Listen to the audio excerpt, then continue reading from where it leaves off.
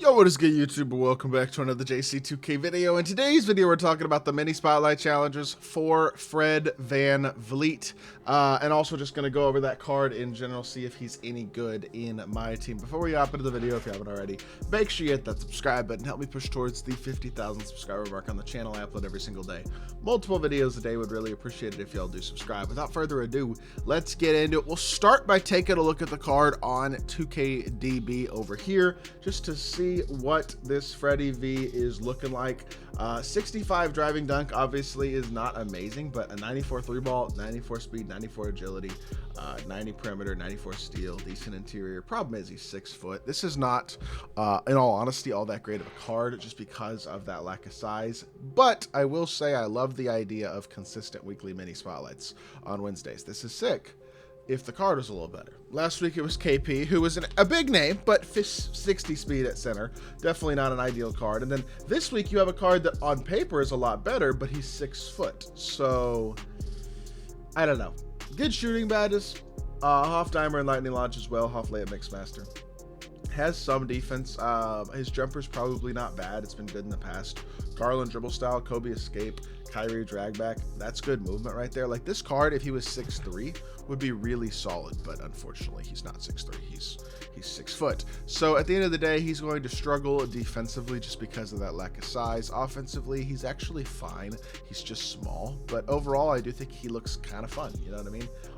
It's just, it's not something that I particularly get super excited about either, because I love the idea of consistent free content. You know what I mean?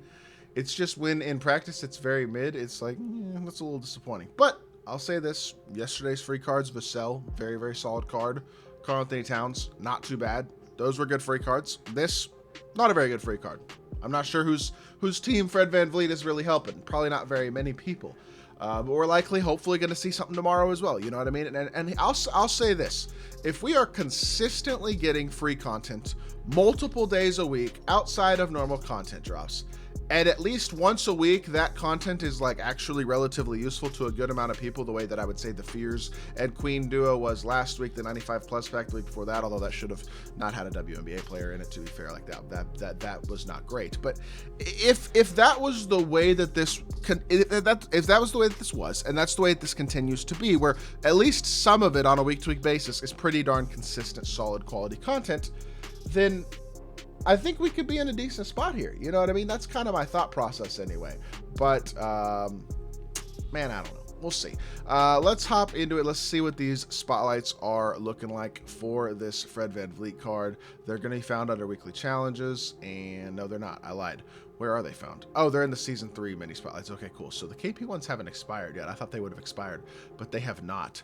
And then you have this Fred VanVLEET card. You get 5 ornament balls again this week for getting Freddy, and you can make some MT off of those, I guess. Win the game by at least 3 points is this first one for a triple threat challenge. That's super duper easy. I do want to go check and see real quickly, because obviously I did the challenges last week for KP.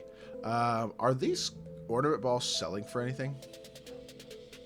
Hold on. So you could make a little bit of MT from these challenges as well. That's kind of nice. You get 5 ornament balls. If they're going for a couple thousand MT a piece, maybe you make 10 or 15,000 MT off of these ornament balls. That's kind of cool.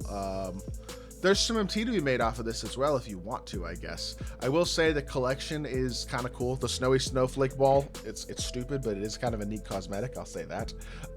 So if you wanted to get that, I guess you could. But that's kind of neat, to be totally honest. That these our ornament balls are actually sellable, and if you pull any of the more valuable ones, you can make 5,000 MT off of a ball, like this Knicks ball right here. So that's kind of cool. I got to give 2K some credit for this. This is actually relatively solid. And that's a little extra something, I guess I should say, from this content. I am going to go ahead and knock out this triple threat challenge real quickly, just because the first challenge here, and then we will see if we get anything else out of it. But we're just going to knock this out real quickly, and then we'll see what the second challenge is looking like, and then we can kind of call it from there. I don't think I have to do anything specific, do I? Let me just make sure. I just have to win by 3 points. Okay, cool. So we'll knock this out real quickly. These challenges last week took me I don't know, maybe an hour, a little bit, like very slightly over an hour to complete KP. I forget exactly how long it took, but it wasn't too bad. Hopefully it winds up, again, not being too bad this week also. This card, to be fair, is not good enough for this to be a super difficult set of challenges, I would think, or at least I would hope. But I do hope 2K continues to do this on a week-to-week basis, even though the card this week especially is not a super desirable card. This is something, again, I want 2K to continue to give us free stuff to do on a consistent basis. Challenge groups, new cards to grind for are always a good thing. Like all that type of stuff, we need it in the game mode. At the same time, I personally will say it would be really nice, because I mean, I've seen some people are torn in terms of their opinions on this type of content. Some people are like, it's completely useless, who cares? Because like, to be fair, a card like a Fred VanVLEET is pretty useless. He's not a card that most people are going to be using unless you are, for whatever reason, a Raptors fan or a Rockets fan and trying to build like an all-time team or a current team or something like that, doing something a little unique, a little bit niche like that. If you're not doing something like that, this isn't probably useful for most people, and that's a valid point.